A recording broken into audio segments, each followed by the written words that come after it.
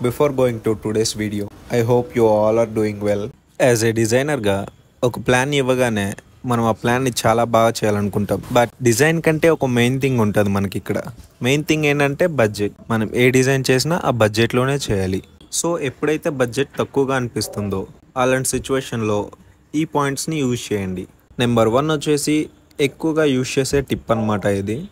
ఎప్పుడైతే బడ్జెట్ తక్కువగా అనిపిస్తుందో మనం వచ్చేసి ఎక్కువగా వాల్ పేపర్స్ని యూజ్ చేయడానికి ట్రై చేయాలి. అండ్ ఆ థీమ్తో మ్యాచ్ చేయాలా చూసుకోవాలి ఈ వాల్ పేపర్స్ కూడా.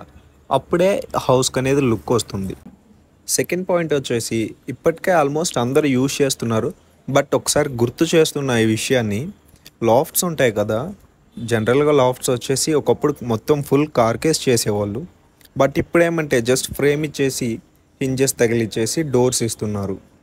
సో ఇలా చేయడం వల్ల చాలా ప్లాంక్ అనేది మనకి సేవ్ అవుతుంది. నెంబర్ 3 వచ్చేసి డిజైన్స్లో వాల్ ప్యానలింగ్స్ని అవాయిడ్ చేయడానికి ట్రై చేయండి. నెంబర్ 4 వచ్చేసి ఈ పాయింట్ని కొంచెం జాగ్రత్తగా వినండి. చాలా సిచ్యువేషన్స్లో యూజ్ అవ్వచ్చు.